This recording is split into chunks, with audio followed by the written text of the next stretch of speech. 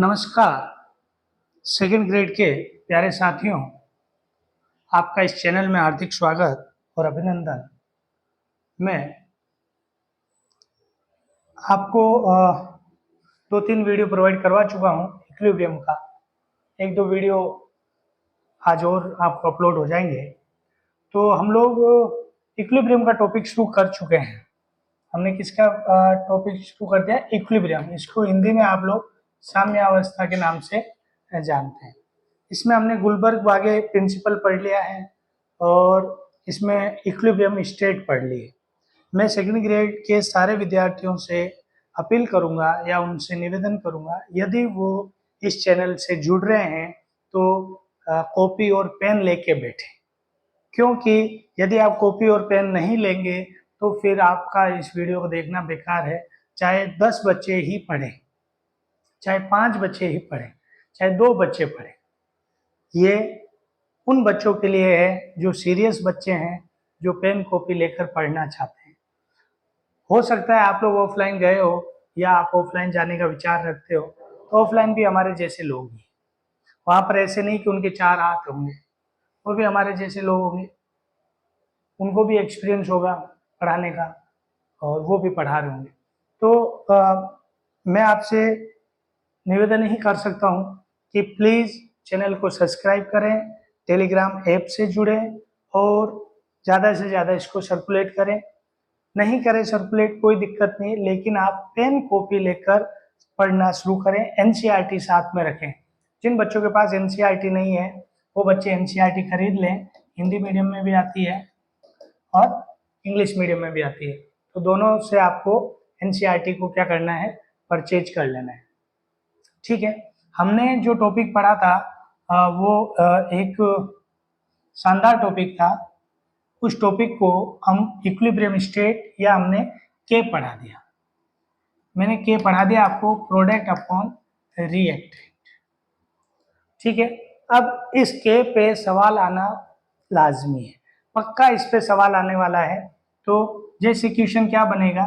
Question ये बनेगा कि सर इसका पहले तो ये बैलेंस नहीं होगी, फिर बैलेंस दे भी दी उन्होंने, तो ये कहेगा कि इसका के जो है वो K1 है, और फिर वो इसको देगा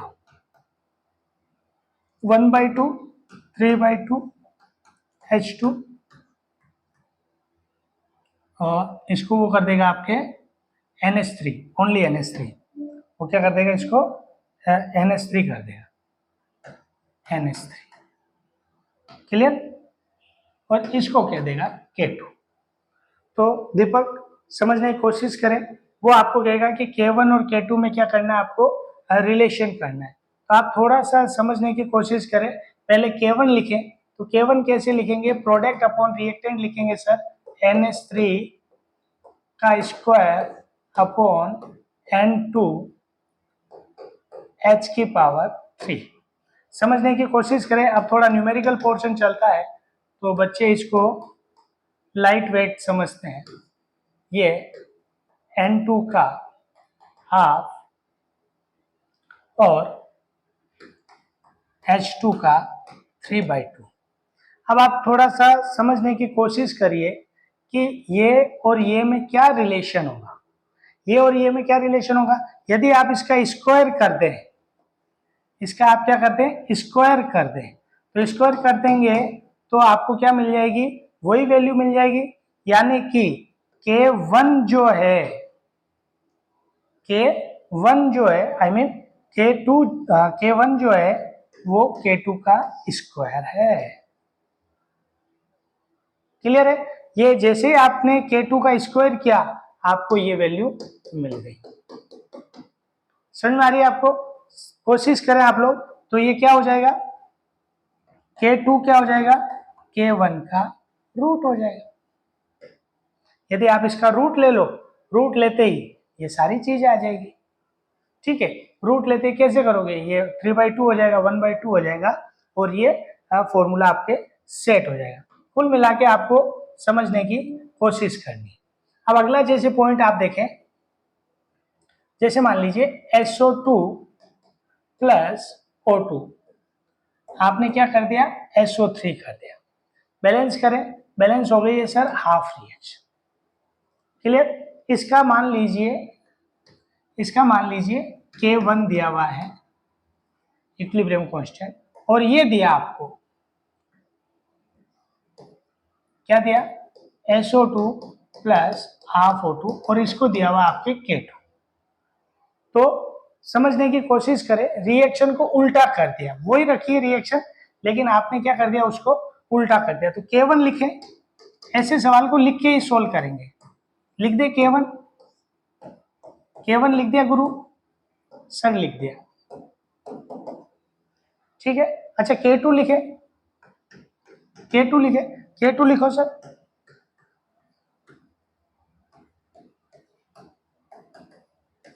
ये रहा SO3, ठीक है सुंदर। अब समझने की कोशिश कर भाई कि K1 को आप उल्टा करो, यदि K1 को उल्टा कर दो तो K2 आ जाएगा क्या, K2 बराबर क्या हो गया, 1/K1। तो ऐसे आपसे सवाल पूछे जाएंगे, आपको दो दो फॉर्मूले में दे देगा, ज्यादा आरपीसी ज्यादा टफ तो नहीं पूछेगा, बल्कि ऐसे जो दो सवाल आपको मैंने करवाए हैं, ये सवाल उसके पूछने के हैं। तो आप लोगों को कुछ नहीं करना है, सिर्फ बैलेंस करनी है और के लिखना है। एक दो सवाल और करते हैं, ठीक है। एक सवाल ऐसा भी पूछा था एक बार, calcium chloride solid CO2 plus calcium oxide solid और गैस, और उन्होंने पूछा कि इसका के लिखो।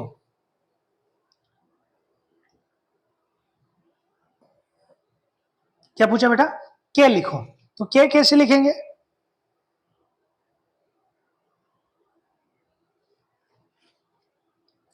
लिखो देखिए के कैसे लिखो। तो के आप ध्यान रखना, के कभी भी सॉलिड का नहीं लेते, कभी भी सॉलिड का के नहीं लेते, केवल गैस का लेते हैं, और वो यही हो।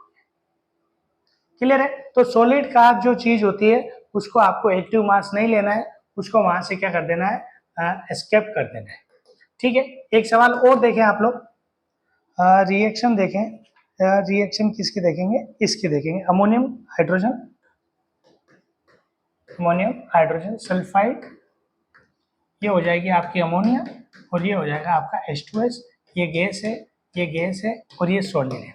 बोलो भाई इसका क्या बोलो, तो सॉलिड वालों को लेते ही नहीं है गुरु, तो प्रोडक्ट को ही लेंगे।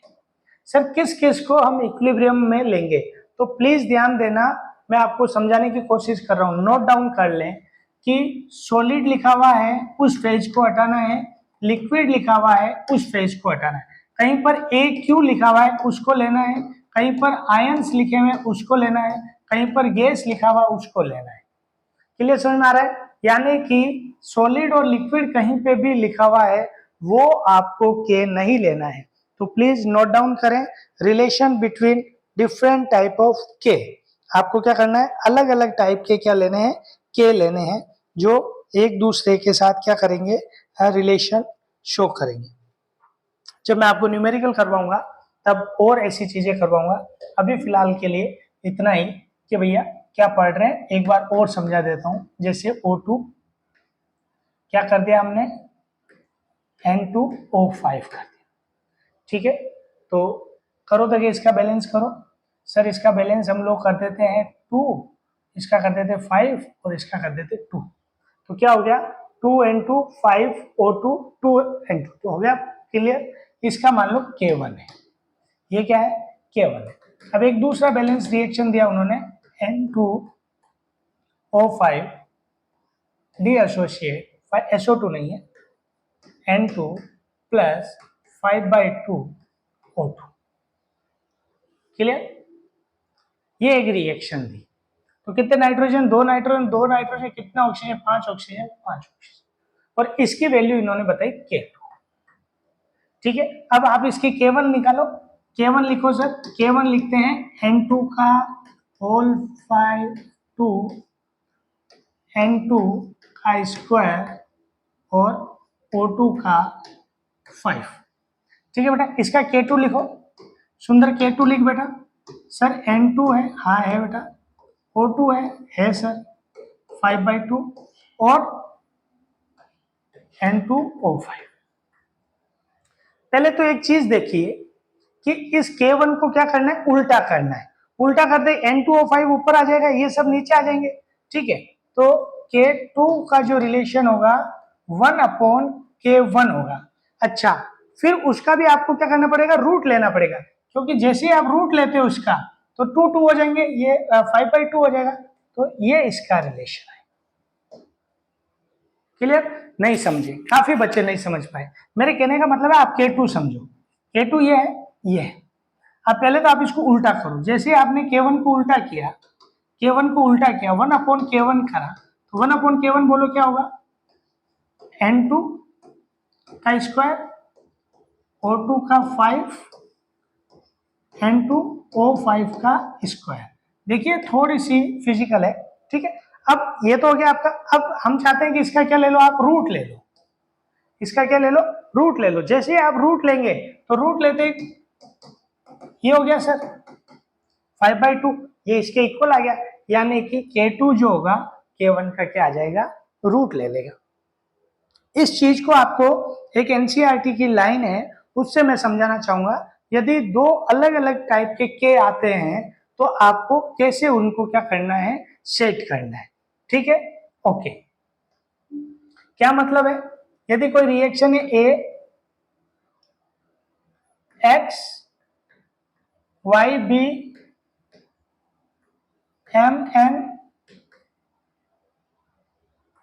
N N, इसको माने Z मान लो या कुछ और मान लो, इसको ये नहीं मान सकते, अच्छा नहीं लग रहा है, तो इसको क्या मान लेते हैं, इसको ये मान लेते हैं बेटा C D, इसको मान लेते हैं M और इसको मान लेते हैं N, स्मॉल n, ठीक है। अब ये एक इक्वेशन है।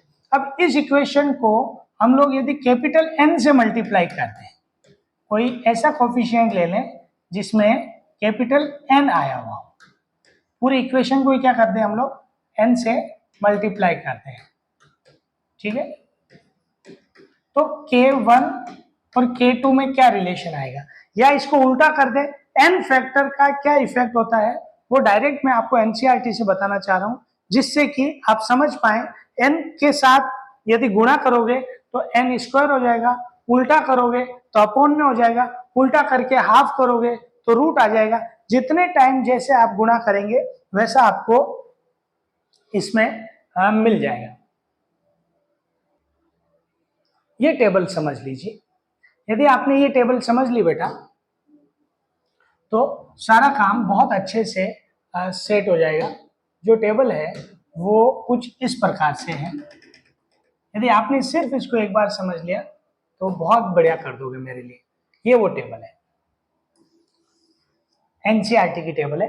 आप देखने की कोशिश करना, A B C and D, इनका K आया, कैसी मत समझिए, K आया, ठीक है। इसको उल्टा कर दिया तो उल्टा करने पे जो नया K आया है वो पहले वाले K का जो पहले वाला K है वो 1/C होगा। अच्छा, आपने उसको मल्टीप्लाई कर दिया है, मल्टीप्लाई कर दिया है तो नया वाला जो K है वो उसके पावर में चला जाएगा। सर हम समझे नहीं, इसको आपको कुछ इस तरीके से समझना है। जैसे हमने मान लीजिए बात की N2 + 3/2 H2 रिएक्शन हुई अमोनिया, तो इसका K क्या है गुरु, इसका K1 मान लेते हैं, अमोनिया H2 का 3/2 और N2, गॉट इट, ओके। अब इसी इक्वेशन को हमने 2 से मल्टीप्लाई कर दिया, कितने से मल्टीप्लाई, सॉरी 1/2 था ये, तो इक्वेशन बनाओ, ये हो जाएगा 1/2, ठीक। अब अपन को इस इक्वेशन को कितने से मल्टीप्लाई कर देना है, 2 से मल्टीप्लाई कर देना है, तो N2 3H2 2 अमोनिया। तो ये जो नया K2 आएगा ना, नया जो K2 आएगा वो पहले वाले K1 का क्या होगा, स्क्वायर होगा। क्यों, जैसे आप इसको स्क्वायर करोगे तो ये वाला आ जाएगा। तो कहने का मतलब है कि जैसे ही आप N से मल्टीप्लाई करते हो तो सेकंड जो K आता है वो पहले वाले K का पावर होता है, समझ रहे हो। और आप इसको उल्टा करते हो तो सेकंड जो K होता है 1/K होता है, और उल्टा करके N से मल्टीप्लाई करते हो तो वो होता है ऐसे, ये तो इस चीज को आपको थोड़ा सा सीखना पड़ेगा कि जो मैं पढ़ाना चाह रहा हूं आपसे वो क्या है।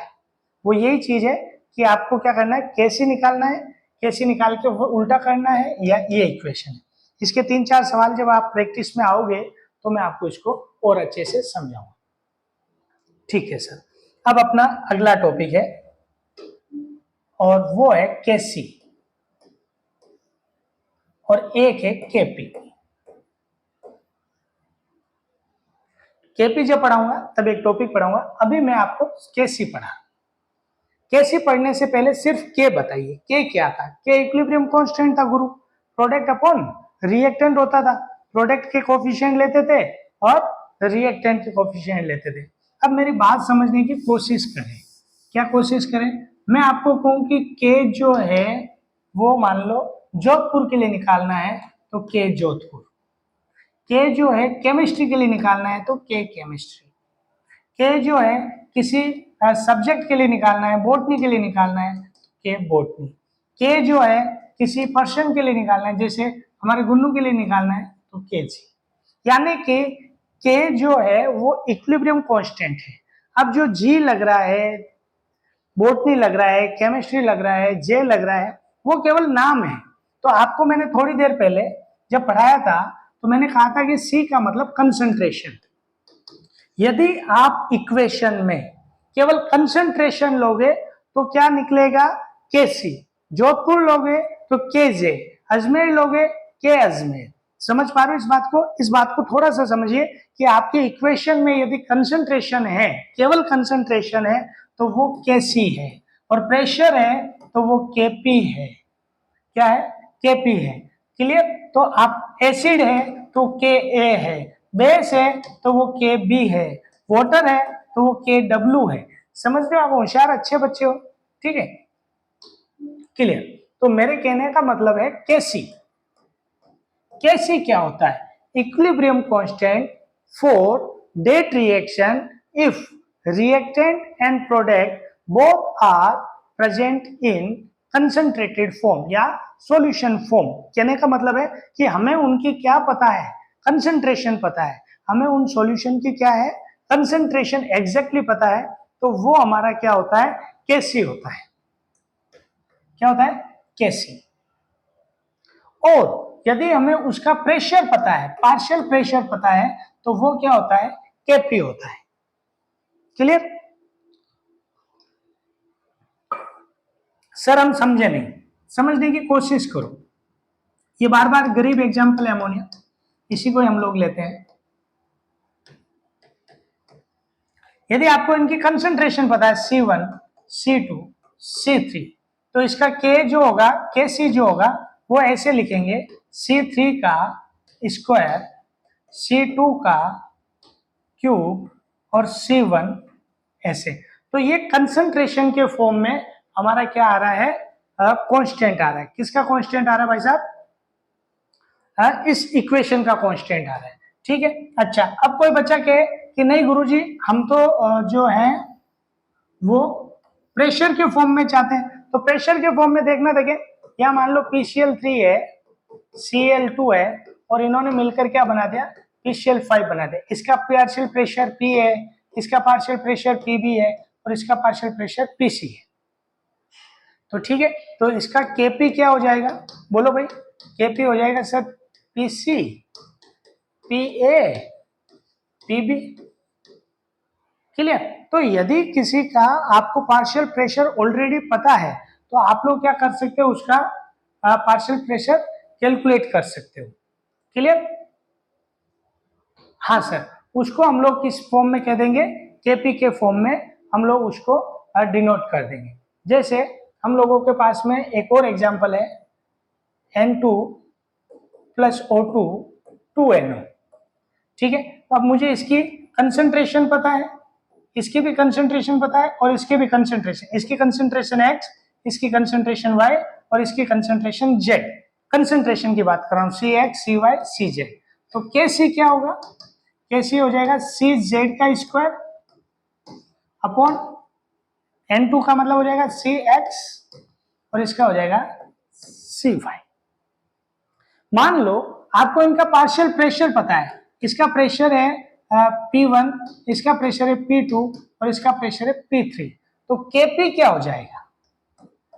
Kp हो जाएगा सर P3 का स्क्वायर अपॉन P1 P2।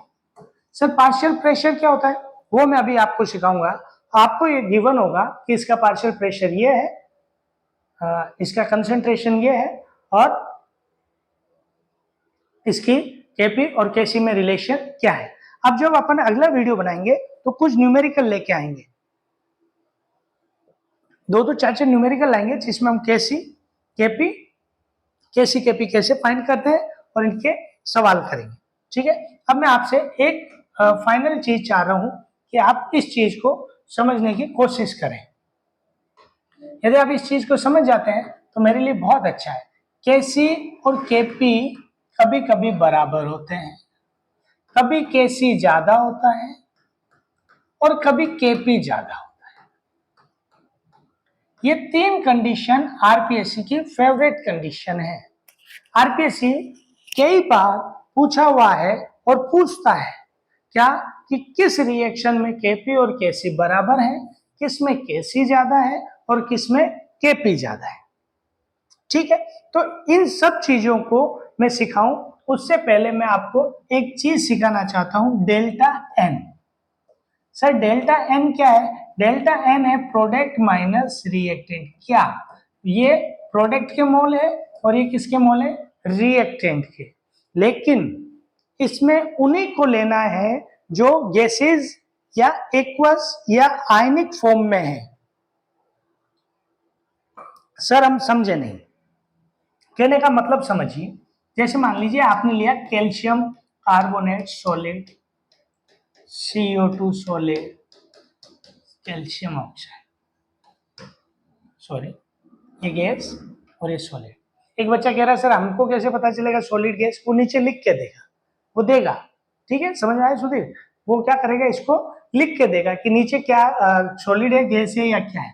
तो अब मुझे बताइए इनको तो लेना नहीं है, तो प्रोडक्ट का कितना 1 माइनस 0, तो डेल्टा एन की वैल्यू कितनी आई? 1 आई। ठीक है, इसमें बताइए देखिए N2O4 2NO, बोलिए 2NO बैलेंस है? बैलेंस है क्या भैया? बैलेंस कहाँ है? ऑक्सीजन कितने हैं? तो इसको आपको ऐसे करना पड़ेगा 2NO प्लस 2 ऑक्सीजन हो गई और ये O2 है। क्लियर है? तो 2 ऑक्सीजन 2 नाइट्रोजन, इधर कितने ऑक्सीजन है? 2 नाइट्रोजन है, 4 ऑक्सीजन है, तो 2 2 4 हो गए। तो इधर नंबर ऑफ मोल बोलो 3, इधर नंबर ऑफ मोल बोलो 1, तो 3 माइनस 2 बराबर कितना हो, सॉरी 3 माइनस 1 बराबर कितना हो गया? 2। क्लियर, समझ में आ रहा है? हाँ सर समझ में आ रहा है। 2 ऑक्सीजन थे इसके और 2 नाइट्रोजन थे, 2 नाइट्रोजन तो है, 2 दूनी 4। ठीक है साहब, बहुत बढ़िया, सुंदर।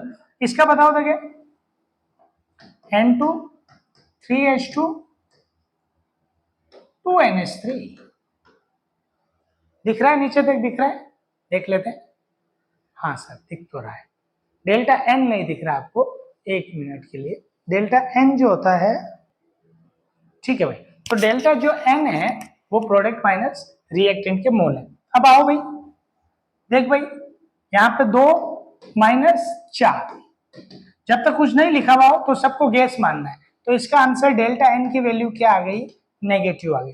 तो डेल्टा एन कभी पॉजिटिव आ सकता है, डेल्टा एन कभी नेगेटिव आ सकता है। अभी 2 4 चीजें और सिखाऊंगा, अभी मैं आपको नहीं छोड़ रहा। जैसे PCl3 प्लस Cl2 रिएक्शन करके PCl5 बनाया, कितना? 1 माइनस 2 माइनस का 1। अच्छा ये बताओ देखिए SO2 प्लस हाफ O2, बोलो ये 2 है ये 1 है, 2 माइनस 1 सॉरी वो 1.5 है, 1.5 माइनस 1 तो कितना बचा? 0.5 बचा। ठीक है, ये N2 है, ये 5/2 O2 है, ये N2O5 है। तो बोलो ये कितने हैं? ये 1 है गुरु, ये 1 है। ये कितने हैं? 2.5 और ये 3.5। तो कितना बचेगा, माइनस का 2.5। बताइए करेक्ट है कि नहीं है। यानी कि आपको एक में से 3.5 को क्या करना है, माइनस करना है। तो माइनस की वैल्यू आ गई है।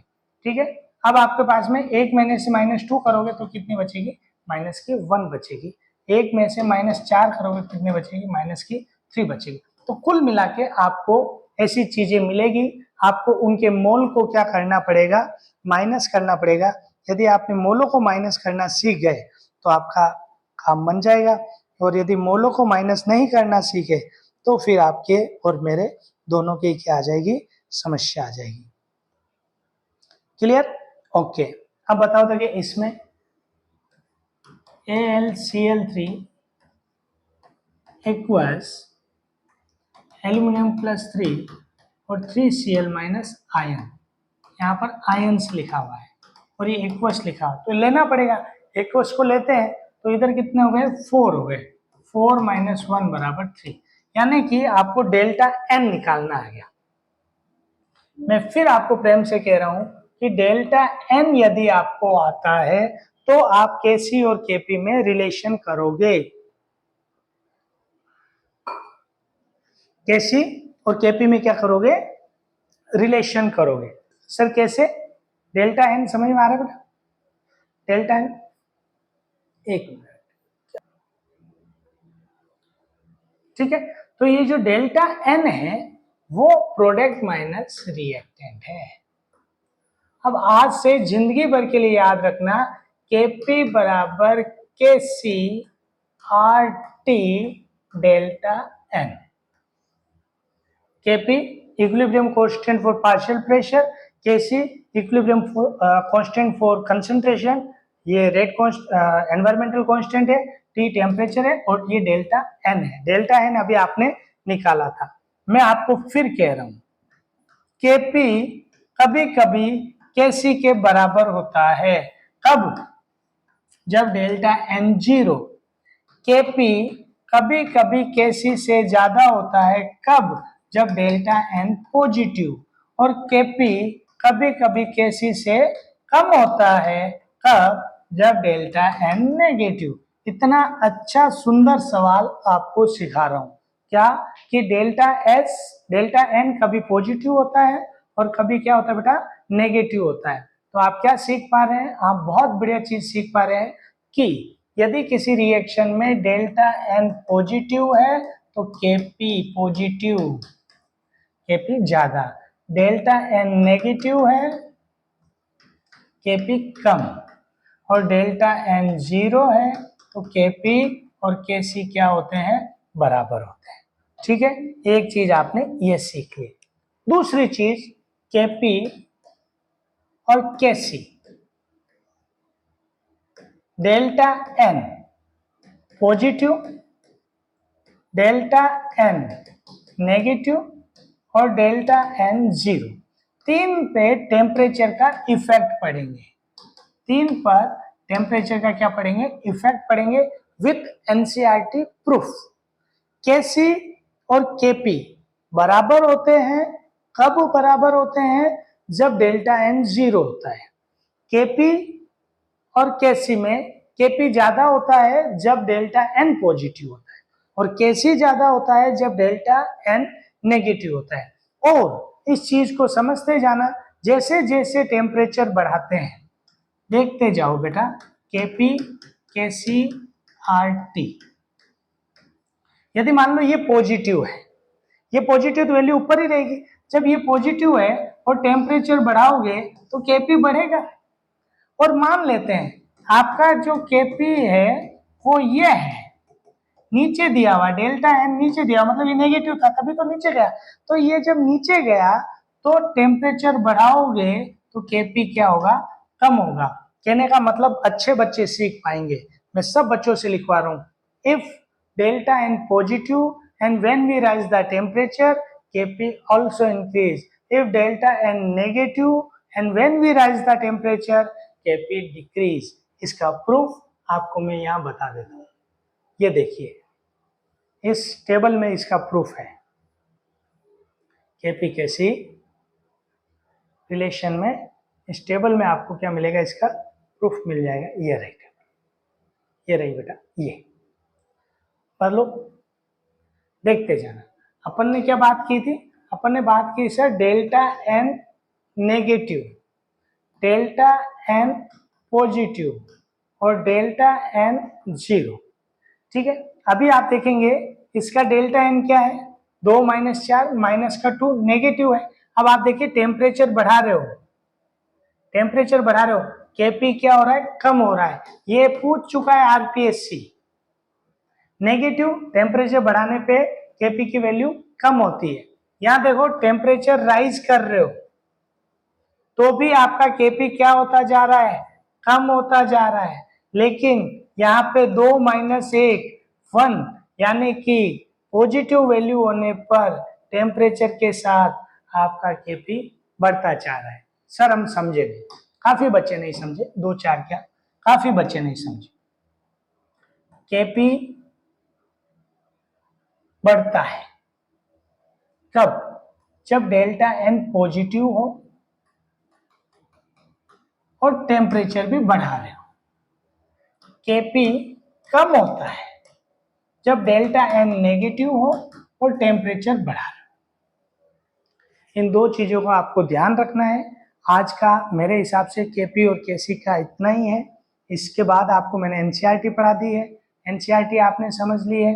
यदि आपको केपी केसी समझ में आता है तो वेल एंड गुड है। प्लीज ध्यान दीजिए, केपी केसी बराबर डेल्टा एन। एक बार सवाल एक ही बार बनेगा, किसका केपी ज्यादा, किसका केपी कम। डेल्टा एन पॉजिटिव, केपी ज्यादा, डेल्टा एन नेगेटिव, केपी कम, डेल्टा एन बराबर, केपी केसी क्या हो जाएंगे, बराबर हो जाएंगे। टेम्परेचर बढ़ाने पर केपी भी बढ़ता है और टेम्परेचर भी बढ़ता है, डेल्टा एन भी पॉजिटिव। टेम्परेचर कम करने पर यदि डेल्टा एन नेगेटिव है तो आपको माइनस करना पड़ेगा। ठीक है, तो इस प्रकार से कुछ चीजें थी जो मैंने आपको पढ़ाने की कोशिश की। चैनल को सब्सक्राइब करें, टेलीग्राम ऐप का लिंक दिया हुआ है, उससे जुड़ें और ज़्यादा से ज़्यादा दोस्तों को सर्कुलेट करें। ठीक है, थैंक यू।